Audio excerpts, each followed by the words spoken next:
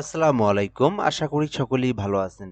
চাকরি প্রত্যাশী ভাই ও বোনেরা নতুন একটা নিয়োগ সার্কুলার দেখাবো যেটা একেবারে নতুন নিয়োগ সার্কুলার। আজ থেকে আবেদনটা শুরু হয়েছে।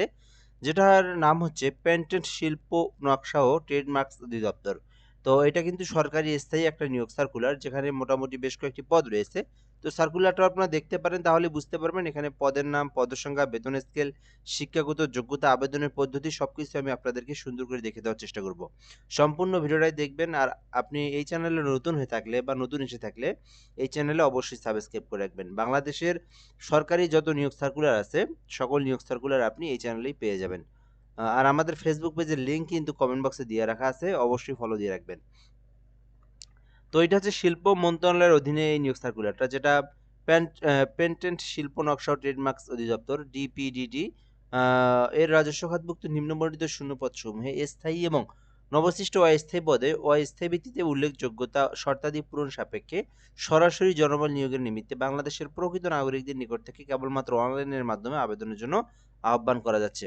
তো বুঝতেই পারতেছেন এখানে কি কি বলা আছে, অর্থাৎ এটা একটা সরকারি স্থায়ী নিয়োগ সার্কুলার। বাংলাদেশের যে কোনো জেলার যে কেউ চাইলেই কিন্তু আবেদন করতে পারবে। আর আবেদন করতে চাইলে অনলাইনে আবেদন করতে হবে। নারী পুরুষ উভয়ে আবেদন করতে পারবে। তো এখানে অষ্টম শ্রেণী থেকে নিয়ে অষ্টম, এসএসসি, এইচএসসি, অনার্স, মাস্টার্স সকল শিক্ষাগত যোগ্যতার জন্যই আলাদা আলাদা পদ রয়েছে। তো উপরের দিকের যে পদগুলো এগুলো একটু উপরের ক্লাসের। তো ১ নম্বরে রয়েছে সার্টিফিকেট কাম কম্পিউটার অপারেটর, যেটা ১৩ গ্রেডের একটি পদ রয়েছে। তো আপনি এইটাতে আবেদন করতে চাইলে শিক্ষাগত যোগ্যতা প্রয়োজন হবে কোনো স্বীকৃতি বিশ্ববিদ্যালয় থেকে অনন্য দ্বিতীয় শ্রেণী বা সমমানের সিজিপিএতে স্নাতক বা সমমানের ডিগ্রি। অর্থাৎ আপনি যদি অনার্স অথবা ডিগ্রি পাস করে থাকেন তাহলে আপনি এটাতে আবেদন করতে পারবেন। আর পাশাপাশি এখানে আপনাকে অবশ্যই লিপিকার যেহেতু, সেই ক্ষেত্রে মুদ্রাক্ষরিকে যে কোনো জায়গায় যদি ট্রেনিং করে থাকেন অথবা আপনার যদি স্পিড থেকে থাকে দেন আপনি আবেদন করতে পারবেন। ২ নম্বরে রয়েছে কম্পিউটার অপারেটর, যেটাতে একটি পদ রয়েছে ১৩ গ্রেডের। তো আপনি চাইলে এটাতে আবেদন করতে পারেন। এক্ষেত্রে আবেদনের জন্য শিক্ষাগত যোগ্যতা চাওয়া হয়েছে কম্পিউটার জানা থাকতে হবে, তো এটা মাস্ট বি, বাট কিন্তু এইচএসসি পাস, সরি বিজ্ঞান শাখা থেকে অনার্স অথবা ডিগ্রি থাকতে হবে। তো এখানে বলা আছে কোনো স্বীকৃতি বিশ্ববিদ্যালয় থেকে বিজ্ঞান বিভাগে স্নাতক বা সমমান ডিগ্রি থাকতে হবে। অর্থাৎ আপনাকে অনার্স পাস থাকতে হবে অথবা ডিগ্রি পাস থাকতে হবে সায়েন্স থেকে, দেন অ্যাপ্লিকেশন করতে পারবেন। আর অবশ্যই কম্পিউটার জানা থাকতে হবে। ৩ নম্বরে রয়েছে ৬০ মুদ্রাক্ষরী কাম কম্পিউটার অপারেটর, যেটিতে ৪টি পদ রয়েছে ১৪ গ্রেডের। সো আপনি চাইলে এটাতে আবেদন করতে পারেন। এটাতে আবেদনের জন্য শিক্ষাগত যোগ্যতা চাওয়া হয়েছে কোনো স্বীকৃতি বিশ্ববিদ্যালয় হইতে ন্যূনতম সিজিপিএতে স্নাতক বা সমমানের ডিগ্রি। তো এইটাতেও কিন্তু অনার্স অথবা ডিগ্রি পাস করলে আবেদন করা যায়। তো এইটাতেও যেহেতু ৬০ মুদ্রাক্ষরিক, ৬০ মুদ্রাক্ষরিকের যে ট্রেনিং যেটা বা গতি যেটা বা স্পিড যেটা সেটা যদি আপনার থেকে থাকে দেন অ্যাপ্লিকেশন করতে পারবেন। আর এরপর ৪ নম্বরে রয়েছে অফিস সহকারী কাম কম্পিউটার মুদ্রাক্ষরিক, যেটা ১৬ গ্রেডের ১২টি পদ রয়েছে। তো আপনি এইটাতে আবেদন করতে পারেন। এটাতে কিন্তু আবেদনের জন্য শুধুমাত্র এইচএসসি পাস বলা হয়েছে, অর্থাৎ উচ্চ মাধ্যমিক সার্টিফিকেট, অর্থাৎ শুধু এইচএসসি পাস করলে আবেদন করতে পারবেন। আর এইটাতে কিন্তু আবেদনের জন্য কম্পিউটারের যেটা দক্ষতা একেবারে বেসিক নলেজ যেটা আছে সেটা থাকলে আবেদন করা যায়। কম্পিউটার, ওয়ার্ড প্রসেসিং, ইমেইল এগুলো তো একেবারে সহজ বিষয়। মানে আপনি টাইপ করতে পারেন, এমএস ওয়ার্ড, এক্সেল সম্পর্কে বেসিক ধারণা আছে, দেন অ্যাপ্লিকেশন করতে পারবেন। তবে এখানে এইচএসসি পাস থাকলে এগুলোতে আবেদন করা যায়। অফিস সহকারী কাম কম্পিউটার মুদ্রাক্ষরিক। এরপরে গাড়ি চালক আছে ২ টি পদ, যেটা জুনিয়র স্কুল সার্টিফিকেট পরীক্ষায় উত্তীর্ণ থাকতে হবে। এটা আপনার ১৬ গ্রেডে ২ টি পদ রয়েছে গাড়ি চালক পদে, আপনি আবেদন করতে পারেন। ৬ নম্বরে রয়েছে ডুপ্লিকেটিং মেশিন অপারেটর, একটি পদ রয়েছে। এক্ষেত্রে আবেদনের জন্য উচ্চ মাধ্যমিক থাকতে হবে, অর্থাৎ এইচএসসি পাস করা থাকলে ডুপ্লিকেটিং মেশিন অপারেটর এটাতে আবেদন করতে পারবেন। ৭ নম্বরে রয়েছে রেকর্ড শটার, এটাতে ২ টি পদ রয়েছে। সো আবেদনের জন্য কোনো স্বীকৃতি বোর্ড হইতে মাধ্যমিক স্কুল সার্টিফিকেট বা সমমান পরীক্ষায় উত্তীর্ণ। তো এটাতে আবেদনের জন্য কিন্তু অবশ্যই আপনাকে এসএসসি পাস থাকলে আবেদন করতে পারবেন।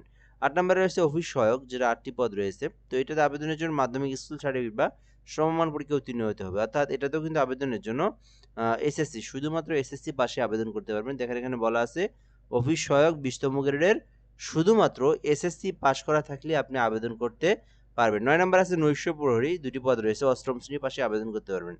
তো আপনি চাইলে এটাতে আবেদন করতে পারেন। জাস্ট অষ্টম শ্রেণী পাস থাকলে নৈশ প্রহরীতে আবেদন করতে পারবেন।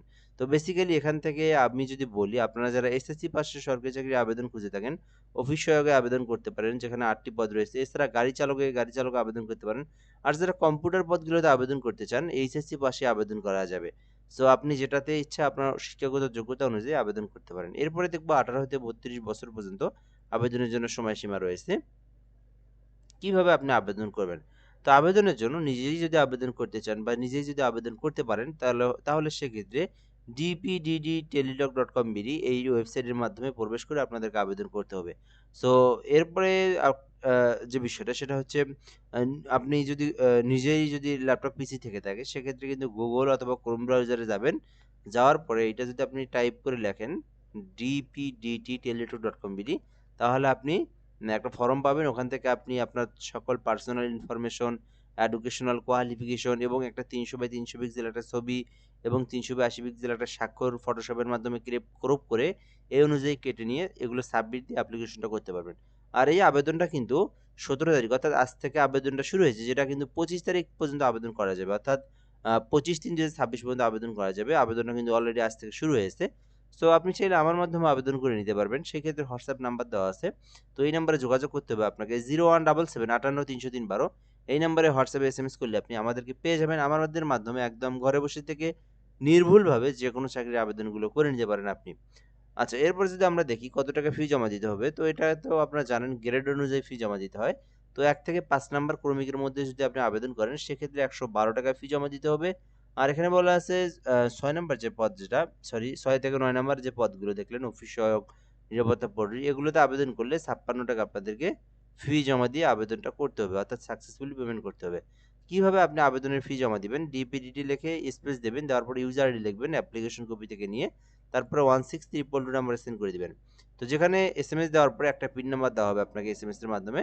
তো আবার আপনারা একটা এসএমএস টাইপ করবেন ডিপিডিটি স্পেস ইয়েস লিখবেন, লেখার পরে পিন নাম্বার দিবেন। দেওয়ার পরে 16322 নাম্বারে আবার আপনারা একটা এসএমএস সেন্ড করে দিবেন। তো তাহলে কিন্তু আপনার আবেদনটা সাকসেসফুলি সম্পূর্ণ হয়ে যাবে। তো যারা আবেদন করতে ইচ্ছুক আবেদনটা করতে পারেন। তো এ পর্যন্তই। আপনি যদি আরো কোনো কিছু জানতে চান কমেন্ট করে জানাতে পারেন। ইনশাআল্লাহ আমরা রিপ্লাই দিয়ে জানিয়ে দেওয়ার চেষ্টা করব। ভালো থাকবেন। আসসালামু আলাইকুম।